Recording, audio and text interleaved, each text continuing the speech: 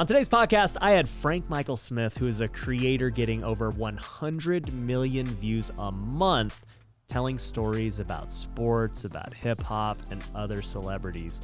I've wanted to interview this guy for a while. I love watching his content, and it's super inspiring to hear that he didn't even make content until last year during the pandemic. So to see his meteoric rise since then has been amazing. We talk about a bunch of different things that he's working on, how he did it, and just his storytelling technique. And he even tells me some funny stories, including a very interesting sauna story where he was naked. So you want to watch it. Make sure you guys stay till the end, and let's jump into it now. We all know that I love creating passive income through rental properties, but did you know that you can create passive income through owning an e-commerce store? My company, Lunar Ecom, can build and manage a store for you on Amazon or Walmart. We'll handle everything from starting the store, picking the products, and all the day-to-day operations. It's completely passive for you. If you'd like to learn how store owners are making thousands a month in passive income, head over and watch the case study at lunarecom.com. It will explain everything you need to know about the industry and why I'm so excited about it. So to see the case study, head over to lunarecom.com. Are you looking to grow your real estate investing business? My company, Future Flipper, can help. We've taught hundreds of people all over the country how to flip, wholesale, and buy rental properties. And it doesn't matter where you're at in your investing journey. Whether you're trying to get your first deal or scale your company, Future Flipper can help. We have courses, coaching, and events for all levels of investors. So if you want to take the next step, go to futureflipper.com and book a free consultation to see how we can best help you. Once again, that's futureflipper.com. Welcome to the Ryan Pineda Show, where our mission is to invest. I only expect to make money in things that I understand. Innovate. It's about believing in the future and thinking that the future will be better than the past. And inspire. I am much more likely to hit my goal just due to putting it out there. You now rocking with the best. What's going on, everybody? Welcome to another episode of the Ryan Pineda Show. Today's guest is somebody that I really wanted to get on the show because he's a sports guy, and I never get sports guys on the show. Everybody's always business or real estate or something random. So I wanted to get a sports guy who's absolutely killing it on YouTube and TikTok, but not in a way that your typical athlete would kill it, but in the form of storytelling and telling the stories of these athletes and even other celebrities and different people. So I'm excited to have you on, Frank. Ryan, thanks for having me, man. It's great. I've been watching your content too. We've been friends on there, online for a while. It's great to meet you in person. And, you know, it's funny, those things you mentioned, they're all intertwined now anyway, sports and business and even real estate. Yeah, and that's what kind of drew me to your content was, you know, you started popping up on my feed, and I'm like, man, this guy is telling like a full story in less than a minute really well. And your edits were great, your ability to cut to the chase, and just really your hooks were so good too. You're like, just you have the best hooks, I think. Just Thank you. Every time I'm like, okay, I got to watch the rest of whatever it was. So, tell us a little bit, we'll jump into some of those stories here later in the podcast, but how did you even get to this point, dude? Like, what made you how'd you get to being the storyteller on TikTok and YouTube? It started a long time ago. I probably started making videos when I was 10 years old. We had a very rudimentary camera, and my friends and my brothers and we would just film little skits and videos that we did for fun. And this was just something I really enjoyed doing. I was never on camera, though. I always thought I was terrible on camera, so making that transition at age 26 in my life was pretty strange. But I always loved being the guy who edited, being the guy who filmed it, and I mean, just like anyone, like I know you love baseball, it all starts with the passion for the game. So I had a passion for making videos. Wow. So I can tell you I never had a passion for making videos. Like, this is all new to me. But what do you think, having that passion early on in life, did you ever do anything with it, I guess, on a professional level before you just started doing it for yourself? Yeah, so there's a lot of skills in video making. Like, a lot of graphic design elements. If you've seen my videos, anyone watching, I did learn how to use the basic programs like Final Cut, Adobe Premiere, but I spent a lot of my time in college learning the elements of graphic design. and there was this independent site called redbubble.com where students would get all their stickers for the laptops. Like my laptop was just covered in stickers, and you could get them for maybe $1 or $2. So I was like, oh, you make commission on these. I took over this website. I made so many sports-related, hip-hop-related stickers, and I was making enough money off those. Like, I mean, it's not that much. I was probably making like $200-$300 a month. But in college, it was like, you know, For making a sticker. a lot of money. Like I remember in the Christmas months, I would blow up. I might make $1,000, and I was able to like fund my study abroad trip. So, yeah, on a professional level, I think that was like my first like real entry into like, hey, I can use these skills to make money. So you were doing graphic design to make these stickers. Yeah, I was. Do you still make your own thumbnails right now? I created the template. I have a couple guys that help me out. Okay, because your thumbnails are really good. I love you're one of the only guys I've seen who's like really taking Instagram seriously on thumbnails. Yeah, people don't do that, or TikTok. Yeah. So like when you just go to your page, it's like, man, this is beautiful. Like it's so well done. Mine is so lazy in comparison. I'm like, whatever scene you catch me on is where you catch me.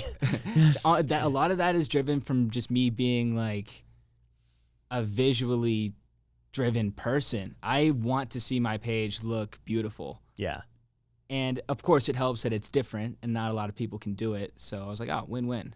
Yeah. Well, and I think the thing for you that's makes you able to do it is you're telling a different story about somebody else, you know, in almost every video.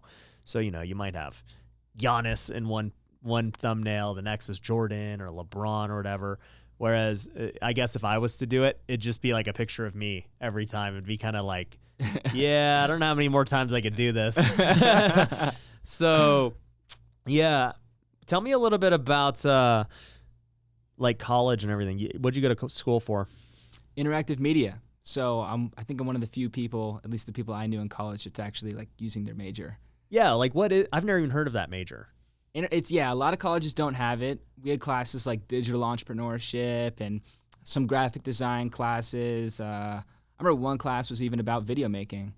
So, you know, it's amazing. I didn't even go to school there knowing it was available. I was undecided my freshman year, and then I found out about it, and I was like, okay, that's definitely for me. What school is this? Miami of Ohio. Okay. Yeah. I always hate on college, but that degree right now makes sense. Yeah, at least for me. Well, I think it makes sense for everyone in the future. I mean, you look at all these young kids and, you know, you ask them what they want to be. A lot of them want to be YouTubers, right? They want to be TikTokers or whatever. And granted, most people just try and figure it out on their own. Very few are like professionally trained on how to edit videos, what kind of things to think about when you're creating a video, storytelling. Yeah, that's why I don't have any problem giving advice to people. Some people are like, no, like don't give this interview, or don't go live and tell people how you make your videos, like they're going to copy you. Like I've seen people try to copy me. It happens all the time. People even try to copy the thumbnails, like everything about it, the format, the hook, the structure, the visuals. You haven't been doing this since you were 10. Yeah. There's no way, like, I'm very confident that you won't be able to match the consistency or quality. Well, and I think, too, when it comes to copying and sharing information, right, I come from the business world where that was always a thing. Secrecy. You don't want to give away trade secrets or, like, whatever marketing strategies you're doing, especially in the real estate world. You're thinking, oh, man, like, this is competition. Well, I learned in the real estate world that collaborating with my competition made me so much more money. Because we shared ideas. I would sell them a deal. They would sell me a deal. We'd partner on deals. And together we made so much more than just hiding information from each other. And I've seen that a lot with YouTubers and other people. They have this very collaborative approach where, you know, that's why it's a thing. They want to collab and build off each other's audiences. They want to learn from each other and figure out what this guy's doing or that girl is doing and how they could potentially apply it.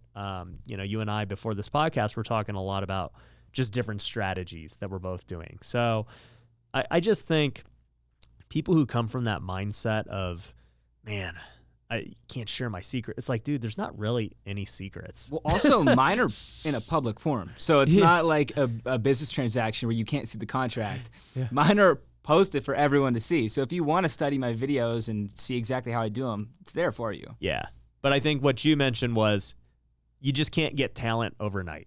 Yeah, exactly. You know, I could go follow LeBron's regimen of training, but I'm not LeBron. It will never happen. Yeah. Yeah. Train might have passed on that. Yeah. So what I would say, just watching your videos, obviously you have the editing skill and the post-production skill, but there's so much that goes into before that, right? We know as creators, you got the scripting, you got to do the idea, you've got to be good on camera, decide like how you want to say things in the most, I guess, efficient way possible, especially when you only have a minute to say it. Yeah. That's a lot of the work. As I'll go through my script and I'll have to really trim it down, cutting out even the smallest of words to try and think to myself, okay, later on when you're editing this down, it's going to be easier for you. So that script is bare bones. It's all meat. And that was actually my goal going into it, was I saw a lot of YouTube videos, and some of them I liked very much, like videos from guys like Jimmy High Roller. But these were like 10 minutes long, and they could have easily been a third of that. So I saw a 7-minute video, and I was like, I can make that even better in 1 minute. And Yeah. It worked. Yeah. So how long do you think one of these 1-minute videos takes you? So long. They probably take 8 to 12 hours. Wow. To make a 1-minute video. Yeah. People don't realize how tough it is to be a creator. They're doing one every day. Yeah. That's insane. So I do have a team around me now. My first 200 videos, all those steps you mentioned, editing, writing, being good on camera, A to Z, I was doing myself for probably my first 200 videos. And now I do have a team with me, and the quality's improved. My life is less stressful. where do you get your ideas for the stories? From everywhere. My writer's tremendous. One of my main writers, he's always thinking of ideas, but sometimes I'll get them from DMs. People DM me and be like, I really want to see this. Yeah. Sometimes I'll be scrolling Instagram. I remember the Tony Snell video I made about him joining the 50-50-100 club. I saw that as just an Instagram post, and I was like, that's crazy. That's a video. Let me write that right now. What's the Tony Snell video? What did he do? So the 50-40-90 club in basketball is shooting 50% from the field, 40% from three, and 90% from the line. Right. So Tony Snell, like this role player who's, just an afterthought. A lot of NBA fans probably won't even know who Tony Snell is. He played for the Hawks last season. Okay. He probably runs like 20 minutes a game. He invented the 50-50-100 club. He never missed a free throw. He didn't miss a free throw the whole year. Shot 50%, 50 instead of 40 from three, and 50 from the field. Wow. So he actually, even though he played 20 minutes, he didn't qualify to be on like the league leaders because he just didn't take enough shots. But he still took quite a few, and he did achieve that. Yeah, it's not like he took one shot. Yeah, no. He still had a lot of shots. It was a pretty cool thing, and the video killed it. Yeah, I did not know. I knew what the 50-40-90 club was. I'm like, 50-50? Yeah, what are we leveled talking up. about? That's crazy, man, because this, off the top of my head, you have KD who's done it. You've got Steph. You've got, I think Kyrie's done it. Kyrie did it this year. Yep. And then randomly I knew Malcolm Brogdon did it once. Yeah, that was a surprise. Reggie Miller's done it. There's probably 11 players that have done it. Yeah, dude, it's so crazy that to be at that level of, not missing. Amazing. Yeah, it's incredible. And for anyone watching, if you want to go back and watch the video, I've kind of ruined it for you. The whole video is like a tease. Like everyone thinks I'm gonna say Trae Young the whole time. Oh, I don't reveal that it's Tony Snell until the very end, which is like we're talking about strategy. That's a big strategy for me. Is like, don't give everything away in the first 10 seconds or your stats will suffer. Right. You have to create some type of mystery or intrigue to keep it going. It's more fun that way anyway. Like, what if you watched a movie and they gave you the ending away in like the first 30 minutes? You wouldn't want to watch it. No, not at all. So you go to college. Did you get your degree? I did. Okay. What happens after that? I didn't have anything for like 6 months. It was a strange period of my life. Like, I really thrive off of achieving things. Like, I love being productive, and I was still running my sticker business at the time, and it was doing well. Like, I was making some money, but I was living with my parents, and I didn't feel that good about myself. I would go to the gym. I was probably in the best shape of my life, though. Like, you had nothing to do. I would go to the gym every single day, and that made me feel good about myself. And I was doing, I remember I had one job interview that my mom really wanted me to do. It was for a loan support analyst position.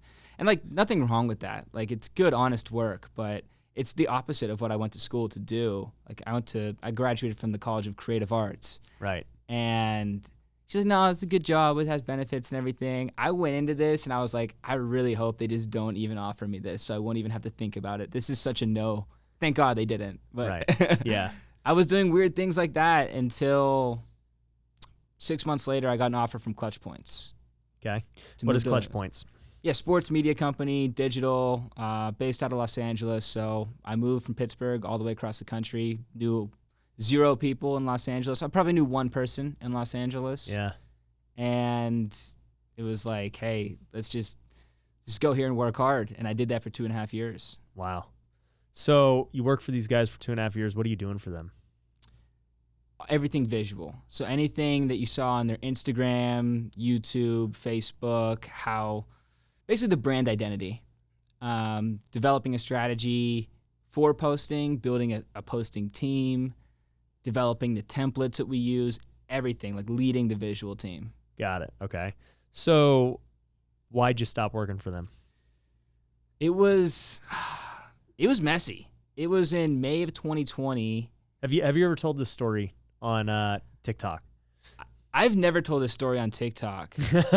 I've told this story before, but it was May of 2020, and I had this, like, everyone had less work. Sports were canceled, pandemic had hit, and in my spare time, I was making these videos. I had this idea I just talked about where, hey, I think I can cut 7 minutes down to 1. Just a theory I had. I tested it out. It worked almost immediately. And I showed Clutch Points, and I was like, hey, these are some good videos. We should be posting these or reposting these. I wasn't even asking for licensing fees or anything like that. Right. They pretty much blew me off. They never really reposted it. And then what made me frustrated or confused was companies like The Score and like media outlets that are competitors with Clutch Points started reposting me. I was like, well, my own company's not going to, but they will? So eventually we had some talks and everything, but they were just blowing me off. And I passed them in followers, and they totally changed their mind. I had been transparent about the process, but they sent me a letter that pretty much said, hey, if you post again, we're suspending you because you're competing against the company. Which I thought was crazy because they knew exactly what was happening. They even had me put their logos on some of the videos. So it came as a shock to me, and we ended up splitting because of it. I said, no, I'm going to keep posting, and they let me go. Wow. You know what's like super dumb about that is, okay, look at ESPN and these guys, right? You got Stephen A posting, and it brings attention to ESPN, right? Yeah, they encourage it. Yeah, like they want their, people to be posting about the company. Like I want my employees posting about my companies. It's free advertising. Right. Like what was the problem? I put the logos in the video, but their ass started to get ridiculous. Like I had that signature hoodie that I actually just stopped wearing. I got the new one right here, the Rhino hoodie. There you go. But they were like, oh, can you wear a Clutch Points hoodie? Can you put the Clutch Points logo on it and make it bigger? And I was like, well, I'm not using work time to do this stuff. Like if you want to make that part of my job, we can talk about this stuff. Pay me as an influencer. Yeah, but treat me as talent, but that was never on the table. They weren't interested in that. That's crazy. Let's talk about that real quick, about talent in these media companies. So I have started getting into the media side and looking at what they do. And, a guy follows Dave Portnoy with Barstool. And I think he's hilarious. And he's just he's an example of his social media, draws attention to his company. Like that's the whole purpose of it. By him being, out there and crazy, people know what Barstool is. Well, Barstool has all these other shows and quote unquote talent. And I never heard of this girl who was the Call Her Daddy, podcast. And then I see these reports that she just signed for $60 million, $20 million a year with Spotify. And there's like some huge feud with Dave, but like, tell me about that story, because you would definitely know the story. You're the storyteller. So I'll let you explain the story. I could have done a video on that. It would have done really well.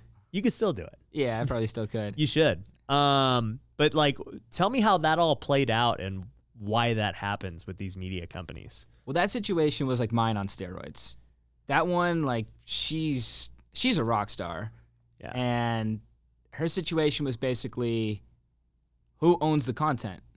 which was similar to mine, where it's like, you work for this company, do we own your personal social media? Where her situation is, I signed a contract. She actually signed a talent contract, which is way different than mine. But who actually owns everything now? Like, can we be shopped around? Who owns the merch rights? All of these things. And just like the kind of the player empowerment area in the NBA, where players can call their shots now, even if they're young, even if they're under contract for 4 years. I want to be traded. I'm over this. They can call their shots. They can hold all the leverage against the owners. She did that to Barstool. She basically was like, no, we're going to stop working. They stopped producing podcasts. Wow. She held Barstool's feet to the fire. It was really her co-host that did a lot of this. She's come out and said that like she wanted to sign the deal and re-up, but kind of a blessing in disguise for her because she ended up getting her usage rights. Like, she became the owner of the show. And when the time came that contract was up, she's a free agent. She signs with Spotify. Gigantic payday. Now, Barstool did retain the merch rights, though, so they didn't all out lose. Yeah. Well, and the way that I saw, I think it was Colin and Samir. I like watching their YouTube channel, too. They're great. Yeah. They kind of explain the situation as well, that, a lot of these NBCs and ABCs, right? It's like The Tonight Show, whatever. That company owns The Tonight Show, and the talent will rotate out. It'll have a ton of different hosts throughout the years. And so Barstool has all of these quote-unquote shows like Call Her Daddy and whatever else they have. And from there, they can sub whoever they want out and maintain that podcast's channel, its history, all of its sponsors and everything else. But she was able to, even though Barstool, in a sense, kind of created her, they gave her the instant platform to succeed. Whereas if she tried it on her own, it would have been a much harder path, Yeah. Who knows if it plays out that way. But I can tell you, if I started this show on Barstool versus just from the ground up, it would have had instantly like way more viewers and eyeballs. And, yeah, they're a gigantic media company. Yeah. And they have tons of dollars and organic eyes to throw at it. So there's a huge advantage. Like, no one should get that twisted. Yeah. Barstool is highly responsible for that show's success, but she's also incredibly talented. What's interesting, what you mentioned, is how The Tonight Show is owned by, what do you say, NBC? It's one of these one big of the companies. networks. Yeah. It's actually like sports. Like, Jimmy Fallon's on a contract. Like, even writers at ESPN, like Stephen A. has a contract. He signed a 3-year deal, or he signs an extension. They work just like athlete contracts do, where it's like, I don't think a lot of people realize that, but it's actually kind of cool. It's not like a bad thing. Yeah, for sure. What's Stephen A's show called again? I don't even remember. First Take. First Take. Max, his co-host, just left. I saw that. He yesterday or something, he just left. But, Skip left before him, right? Yeah. And so it's like Stephen A. doesn't own First Take. He's not First Take. But he does get paid $10 million to do it. So it's not so bad. Yeah. But eventually Stephen A. will leave, and there will be new host on First Take, and it will live on, and it will still do what it does. But it was funny, man. I had this conversation with Fuzzy, who's a YouTuber, sports YouTuber. He goes over baseball and different recaps. He's out here in Vegas. We'll link to his podcast down below that we did with him. But basically, him and I had the conversation of what's going to happen to these quote-unquote talent. Because Stephen A., he's probably the highest paid ESPN guy. But you're seeing all of these reports of all of these other anchors getting, their contracts reduced. They've been with the company forever. These are very famous people. You're seeing new talent come in they're not going to pay. And then you see YouTubers like yourself or Fuzzy who can just go make their own show from the beginning, get more views than First Take gets, and do whatever they want. They don't have to just like lean into what ESPN says they have to do. Like, what's your take on what's going to happen with all of this? I think there's going to be one of these bigger media companies that it ponies up the money. Number one, some of the contracts like they offer out to these people, like I'm not going to mention them by name, but like when I was starting out and I probably had like 500,000 followers at this point, one of the bigger sports media companies reached out to me and offered me like $20 an hour. And I was like, that was less than I was making at Clutch Points. Like, how would you ever think that was a good idea? Yeah. So they're so cheap, these companies. Like, media's a hard game to play. Right. Especially if you're, one of the bigger entities and you have investors and everything, and you're really trying to show as much profit as possible. But to answer your question, one of these companies is going to pony up the money, develop a budget for this type of thing, and really find out a strategy to group these people together. That's just going to be which one does it first. It's going to happen. It has to. Like, it really is a new wave. If you see, like, even my show on Snapchat probably does more views than, like, whatever show Fox Sports is doing. Yeah, no, for sure it does more views. I didn't even know Snapchat was still relevant. I No, don't even Snapchat does well. Like, the original Really? shows on Snapchat, yeah, they do well. Wow. So I totally agree. Like, TV, if you just look at the views, it's not even close. YouTube, TikTok, all these things destroy TV in terms of how many people actually view. So I'm just like, in my mind, I'm thinking about it, and I'm saying, well, the creators have all the power. They don't have to take this. They're already getting views. What do I need? For you, if ESPN was like, hey, man, we want to hire you, like, they'd have to pay you a lot of money to do it. Yeah, it's a good feeling. Yeah, because it's a good feeling for sure. You get more views than Stephen A gets. I mean, YouTube, I'm getting like 75 million a month. Yeah. I would be hard pressed to believe that ESPN has a segment on social, an original show like I'm doing, like short form, that's doing better than that. They don't. I really doubt it. No, they don't. But the thing is, they could create a situation where it's so great for both you and ESPN if they were willing to pony up the money. But I don't think that they take creators seriously yet. I don't think they do. Yeah. I definitely don't think they do. I think they have an old school mindset where they want people to come in and probably be in house a lot of times, and they would probably ask me to do a lot of editing. I don't know what they would want me to do, but I want to be treated like talent. All the creators do. And like, you want to be treated fairly at the end of the day. Like, some of the stuff that we would do at Clutch Points, looking back on it, was like, what were we thinking? Why would that ever work? We'd reach out to people sometimes, and this wasn't my idea, but I was like forced to be part of it.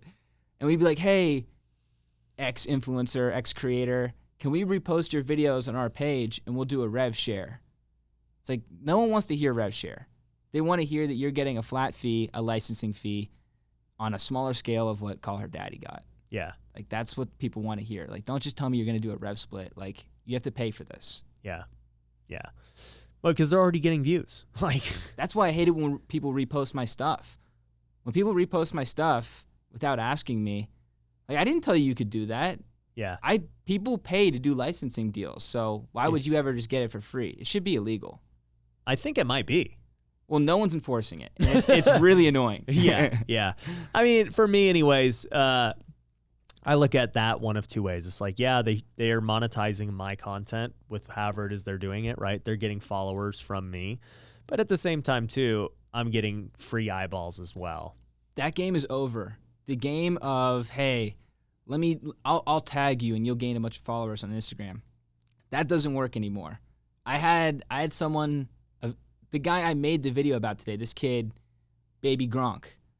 Like, I gained a couple followers from him doing a repost. Not that many. I kept probably getting like 100 followers. He's like a verified guy. Like, yeah, he's honestly only 8 years old. I'm talking about like his team, but he's cool. Check him out, Baby Gronk. But like, that game is over. It's not like a diss at him. It just doesn't work on Instagram anymore. Right. It's like, well, you expect to gain 1,000. It's not happening. Yeah, for sure. I mean, and that's the thing I'm seeing as well with content creators is everybody wants like the quick and easy, way to gain followers. And so a lot of people pay for it. They pay for shout outs. They pay for this, that. And I have just found that stuff really, it can get you numbers on paper as far as followers go, but they're not devoted fans or anything like that. It's a backward strategy doing that. Because what happens is when any of these platforms pushes your content out there, they're pushing it out to the people that follow you. So if you have blank accounts following you, they're obviously not going to like or share or comment on the post. Yeah. So your post is going to be like whatever this test pool is of the first 50 people to see it, it's going to test very low. Yeah. So you're actually shooting yourself in the foot. I've never done anything like that. Yeah, and it hurts you in the long run too because your engagement sucks, so the algorithm doesn't think it's a good video. Exactly. So, I never recommend people do that. But at the same time, it's just like, I agree. It's very hard to grow the way that you would think with like, oh, share my stuff. It just, people They're going to find you. They're over that. Yeah. The new way to grow is having a For You page or YouTube Shorts, having a Shorts feed. It's just making great content. Like, that's just it. That really is it. Except I don't think Instagram's figured it out yet, because I post reels and they're under 60 seconds and they don't seem to be discovered. Like, I don't find the reels feed. I don't know what I'm doing wrong there. I'll tell you. Instagram seems to be the last one. Well, Instagram's the hardest to grow on. Like, everyone knows that. But the reason they're not getting discovered on Reels is because Reels is like a 30-second limit. No, they push it to 60. For your account, they did? So, like, on my account, they haven't yet. I know for some people they have. Maybe it's just, like, not clicked in yet. Like, maybe like, the engine, like, hasn't started fully churning on 60 seconds. But I'm super confused on that one. Well, I was confused because it was like, okay, a reel is anything less than 30 seconds. That's how Instagram started it. And then it was like, an IGTV is anything over a minute. I'm like, so what is 30 seconds to a minute? Like, and then what if you post just a normal video? There's so many things going on in Instagram. It's slowly becoming Facebook. It should be more like easy to understand. Yeah. So I'm with, because I would post a minute and it wouldn't be a reel or an IGTV. Yeah. I'm like, so you would only find it on my main feed, but it's like they don't promote that stuff. So I don't know, dude. It's weird. I want to talk to you a little bit about what you're doing to grow your following, because you've grown it extremely fast. You started during the pandemic, much like I did, and now you've got millions of followers at this point, right? So oh yeah, I'm creeping up to 2 million followers, like you said, 75 million views a month. So I want to talk about some of your strategies, but before we do that, let's hear a quick word from our sponsors. Have you ever wanted to invest in real estate, but you didn't have the time to find deals yourself? That's where Fundrise comes in. Fundrise is a crowdfunding platform that has transacted over $5 billion in real estate and has over 150,000 active investors. While many funds, like my own, require accredited investors, Fundrise allows anyone to invest with as little as $500. If you'd like to learn more, check out fundrise.com. Once again, that's fundrise.com. Are you looking to find off-market real estate deals? One of the best tools my team uses is Batch Leads. With Batch Leads, you're able to pull data, manage lists, and send text messages. On top of that, you can get nationwide access to the MLS to get pictures and comps. My team has used Batch Leads to get some of our best deals, so I know it works. If you want to start today, you can get half off your first month by going to batchleads.io and using the promo code Ryan. Once again, that's batchleads.io, promo code Ryan for half off your first month. Now, back to the show. So when it came to growing your personal brand and all this stuff, right, you were just kind of winging it at the beginning. You didn't know what was going to work. You had a background in this and a passion for sports, obviously. So did you just know from the jump, like, hey, I want to tell stories? Or what was it? No, it wasn't that at all. Like, when I was a kid, I probably thought I was going to do like drawing and painting. Like, that was my dad's side of my family is everything sports. We watch sports, play sports, talk about sports, go to sports games. Like, it's so sports heavy, and it goes way back. Like, my great-grandfather won the World Series in 1919. Wow. The infamous Black Sox series. Wow. Yeah. Automatic dub there. He was on the Reds. Yeah. So he didn't really win it, but yeah. But he's got the ring. His son-in-law is the light heavyweight champion of the world, Billy Conn. My second cousin just won a gold medal in 2016, Leah Smith, teammate of Katie Ledecky's. It's all sports. But on my mom's side, it was very artistic. So I would go to my grandfather's house and draw and paint. And, like, I'll be honest, like, since I was around that 10 years old we were talking about in the beginning, like, I knew I wanted to do something with sports and art and combine them. And I was, in the back of my mind, I probably knew I wasn't going to go pro. And I think every 10-year-old tells himself, like, I'm going to go pro. But, like, I was pretty aware that I wasn't. But I still love playing sports. Still do today. I just played pickup hoops yesterday. So it really goes back to, like, all the way then that I knew I wanted to do something creative in sports, but I didn't know it was going to be storytelling. Yeah. So were your first videos, like, storytelling, or what were they? No, my first videos were highlight compilations. Like, okay. They were so bad. Like, they were talking about, like, 2007 here when, 720p didn't exist. Yeah. So it's, like, grainy, and I'd throw, like, whatever song I liked on at the time. And I think my first video was, like, a highlight mix of all Sidney Crosby's best goals. Got it. And they would actually do quite well. Like, some of them got like 100,000 views, but this was before YouTube had monetization figured out, so everything got taken down as a copyright. Channel got deleted. Like, I was super discouraged. It's probably one of the reasons I started doing graphic design instead. I was like, well, I can't do this anymore. How long ago was this? I probably stopped doing these in like 2010. Okay, so you were doing that like before all this stuff. So when you started doing TikTok, in 2020, was that straight storytelling from the beginning? From the first video. You just had a plan in place. You're like, I'm going to tell stories better than everyone in a minute. I had developed a segment at Clutch Points. We called them mini documentaries. Okay. Where I would do the voiceover for stories. But again, there was so much fat on these. Like, one of our objectives was to make them work on Facebook. And to make stuff work on Facebook, videos that is, you have to get them past the 1 minute mark so they see an ad. So the first 1 minute was all fat, all teaser, to make sure they see an ad. And I was like, I hate this. This is not videos I want to watch. So when I set out on my own, I was like, I'm going to do absolutely none of that. I'm going to strictly give you the bones of the story and make it educational and interesting and fast-paced. Yeah. So did they just take off from the beginning? My first one has like 100,000 views. Yeah. Yeah. It's crazy. So you ended up just staying with that. Like, when you get something, you don't change. It just works.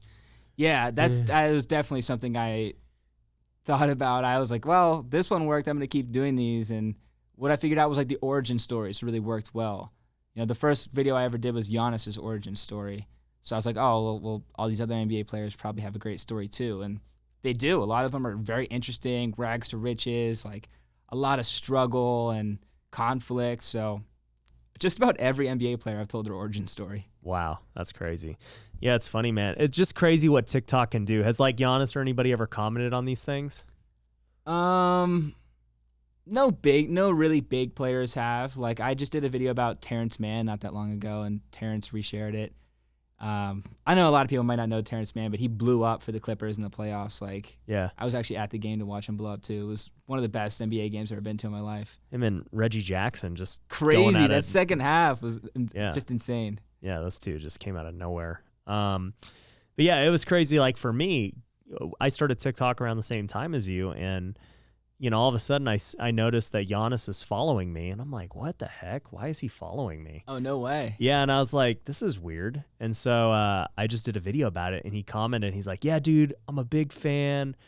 Keep it up. I'm like, how is this guy a fan of me? This is so weird. And then he ended up giving me his number, and we've talked, and it's crazy, man. I sent him a text congratulating him when they won a championship, and, he texts back. I was like, dude, this dude is like a normal dude. That's so he's cool. Not. Yeah, he's definitely not, but he's a freak. Yeah. But that's amazing. I'd actually heard one story before where this other YouTuber, Mike Korzemba, he was like one of the first people to start doing storytelling for NBA. Like, he did a lot of like NBA conspiracies. Okay. And he got they're great videos. And he got invited to a Bucks game. And I think Giannis saw him like before the game. Was like, "Hey, I like your videos." And he was like, he was freaking out. Floored. He's like, "What? Like, Giannis watches my videos, dude." These guys, they have nothing. Well, I'll tell you, he's a fan. Yeah, I was never really a big social media guy when I was playing sports. But when you're in the locker room, you have nothing to do. You're just like sitting there for hours waiting for the game, and so like guys are just on their phone all day watching videos and chilling, and that's just how it was, dude. So I see why they all watch a lot of content. I actually had, it reminds me, I have to call him back. I had Carlos Boozer randomly DM me, and he was like, "Hey man, just want to know how to get started in flipping houses." I was like, "Why do you even want to flip houses?" I looked up. I knew who Carlos Boozer was for many years. I'm a Lakers fan, so I know that. I think his last season was with the Lakers. But I looked it up. I'm like, "Damn, this dude's made over $100 million in his career." I'm like, "Why do you want to flip houses?" So. We're still trying to schedule a time to talk, but it's just funny. Like, you never know who's going to reach out in sports. No, you never know. It's crazy. Yeah, like this. I don't have anything crazy like Giannis, but a lot of times the players are like, they'll at least like see the story I post, and they know I'm out here. Yeah, for sure. So let me hear. Actually, before that, let's talk about what the plan is going forward, because I mean, you've mastered this. You're just continuing to pump them out, and you've transitioned to not only just sports but some other things now. Yeah, Yeah, I've done some hip hop. I've done some business stories.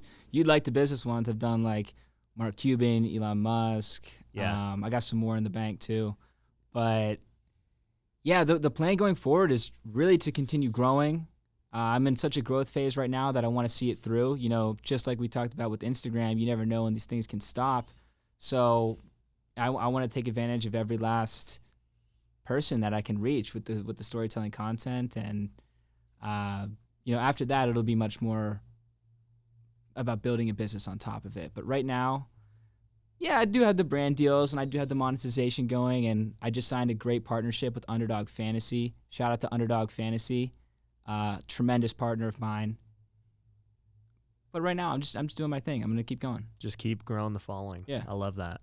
I love talking to other creators too, because I just love hearing about what they're doing with, their eyeballs, and, because there's so many businesses that can be built off a personal brand, And so in my mind, when we were talking, I'm like, man, okay, what could he be doing? Like, what would be a cool thing that would, be a great business that would really benefit his audience and everything. So I'll be thinking about that. But that's your merch brand, Rhino? Yeah, Rhino. Yeah. So people think I look like a rhinoceros. Do you see it?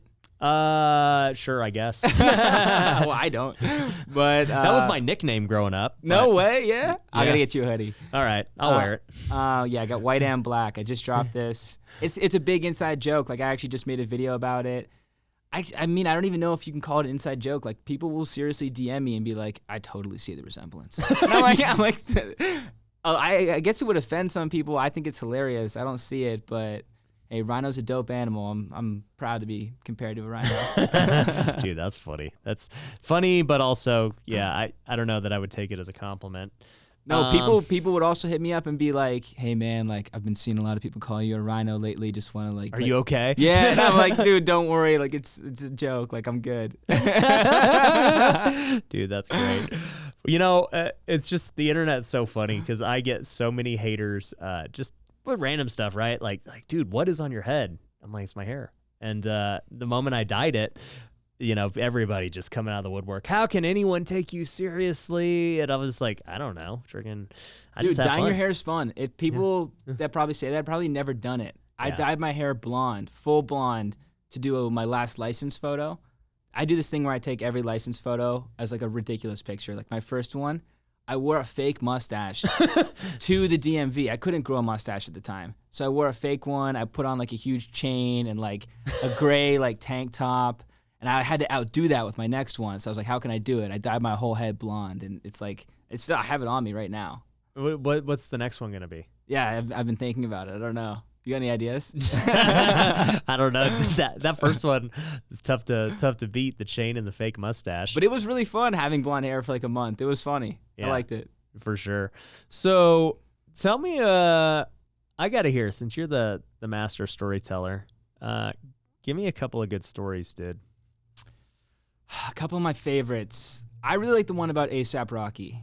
This one totally blew up. Like, I talk about being kind of frustrated when people reposting. I had never had the hip-hop community, all these hip-hop social pages, be interested in me before until this video. Were you guys on, what's that one? World Star? World Star, yeah. Yeah, no, I don't. World Star was the only one that didn't. But basically, the story goes like this. A$AP Rocky's recording his sophomore album in London. He's passing a street performer named Joe Fox, who's just sitting on the corner playing some guitar, and he's like, hey man, why don't you buy my mixtape or buy my CD? A$AP's like, no. Instead of that, like, get in the car, we're going to the studio. So a lot of people in the situation would be like, oh my God, I'm in the car with A$AP Rocky. He didn't even know who A$AP was. So he was like not even fazed by it. He was like, okay, like, yeah, I'd love to go to the studio. Goes there. Before you know it, he's hanging out with the team, recording, writing, and he ends up being featured on 5 songs. Not just like a feature. He didn't do a chorus. He's on 5 songs credited on this album that's now, I believe it's a platinum album. And it's like, I mean, the biggest come up of all time. Like, he did songs with Nas after. I think he had another great collaboration. I don't know what Joe Fox is up to now. This is probably back in like 2014. But I love this story because it was something a lot of hip hop fans didn't know. Like they probably heard Joe Fox in this album, but I don't think they knew exactly like how ridiculous this was and like how circumstantial this collaboration was. Just saw him on the street. He was like, I like the way he plays. Dude, that's crazy. So what's another one? Well, your boy Giannis. Okay, I've done a lot of stories on Giannis. His content does really well. He's just his life is just so crazy. So crazy, yeah. He puts himself in crazy positions. Like, Yeah. I think I've done one. I've definitely mentioned about how he like refused to buy a PS4 one time because he like didn't feel right spending the money, knowing that like his family and his people back in Greece were still struggling. But the one I really liked was he went to do a money transfer his rookie season, living in Milwaukee. Like, I think he was just like, a couple miles from the arena. Doesn't realize that he empties his bank account in this transfer, and now he didn't drive there, so he has to catch a ride at the game. He has no money. The warm-ups, like the players have to be there so early. Yeah. So the warm-ups are starting, and he's super late. He's like, I got to run to the arena. So here's this 7-foot-tall, like lanky, like completely out of the order, like freak, like running to the arena in full gear, and a car stops, and they're like, is that the Bucks rookie, Giannis? Is that the kid we drafted? They stop the car, and they ask him, and he's like, yeah, that's me. And I'm like, do you want a ride? And he's like, yeah, actually I could use a ride. So he hops in, gets dropped off like he's like 8 years old and your mom's dropping you off at like the soccer field, like gets dropped off by these people and they're like, good luck. They never got to see him play that night though, because this is how raw Giannis was before he was, dropping 50 points in game 6 to win the finals. He didn't even get in the game. He was a DNP. Yeah.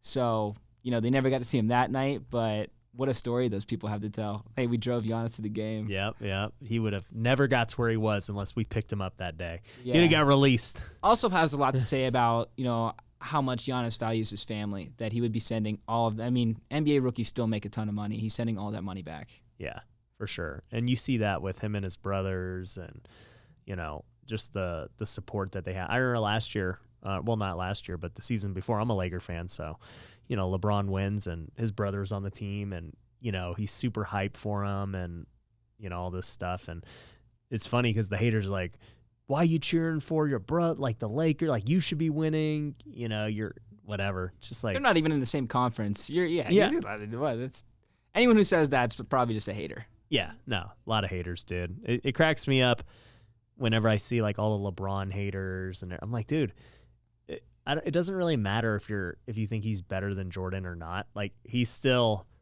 probably the best player, top 2 player you've ever seen. Yeah, we're so unappreciative as a basketball culture. Like, the moment LeBron retires, it's going to be like, oh, man, I can't believe we're going to miss you so much. Like, and those are the same people right now that are like, I can't take his antics. Like, they're the same exact people. Yeah.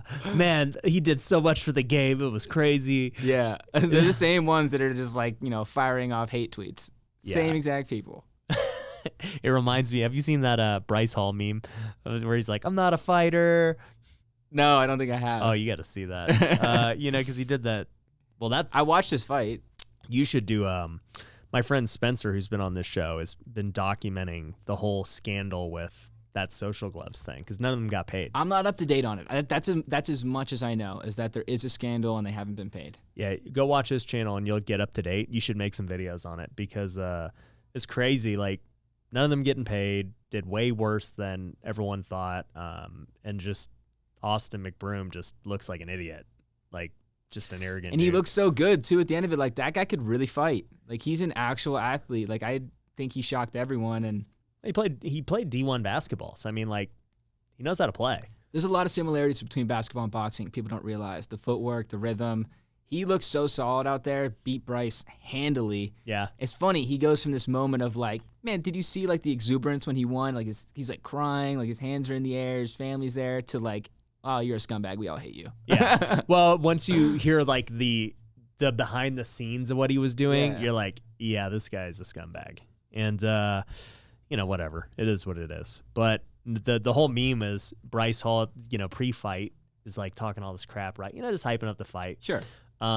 He's like, yeah, the reason I'm going to win this fight is because I'm an actual fighter, Like that's like Oh, he said that. he said at the beginning, and then at the end when they asked him, like, dude, you got wrecked. Like, what's up? He's like, yeah, well, I'm not an actual fighter. I did see that in the interview afterwards. Yeah. Yeah. That's So hilarious. funny, dude. Like the ultimate meme. I'll tell you one story I saw that you posted that I thought was hilarious was your sauna story.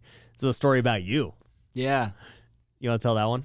Yeah, so I want to do these stories about myself. One of the things I say in the longer form, I posted, originally this came from my live show, and I remixed it to do a version of it that's plays as a short or a TikTok. But if you watch the longer version, something I say in there is like, people request like, hey, why don't you do the rise of Frank Michael Smith? And, my audience wants to know more about me, which is great. So I thought a cool way to do that, instead of doing like, hey, I used to make videos when I was 10 and, making this video about essentially our conversation right now. Why don't I just tell you a bunch of stories from my life and it'll be much more fun? Yeah. So the sauna one is one of the more ridiculous ones. I had an LA Fitness membership, and every gym I've ever belonged to gives out towels. Like I've been to a lot of gyms. It's never even been a question. Like you're sweaty, you take a shower, use a towel. LA Fitness didn't do this, and my brain hadn't I don't know. It was just ingrained in my mind that I didn't need to bring my towel to the gym, and I forgot several times. This time, I didn't realize I forgot until I was done playing hoops. So I had my mind so set on taking the sauna that I was like, you know what? Like, there's usually one older guy in there that's completely naked anyway. I'm never that guy. I get a towel for the sauna, but I was like, you know what? I really want this. I've been thinking about it all day. I'm just gonna go in there. So I go in and I open the door. The first thing I see, same dudes I was just playing pickup with, 6 of them sitting in the sauna, fully dressed, like they just came off the court straight to the sauna, like shoes, socks. One guy was playing on his phone. Like one guy had a hoodie on. Like he had his hood. I was like, what are you, cutting weight? Like what's going on in here? It's the most uncomfortable thing. Like it's so humid and you're sweating. And I was so shocked that I considered hitting a U-turn, fully naked, mind you. Like it was weird for them too. Yeah.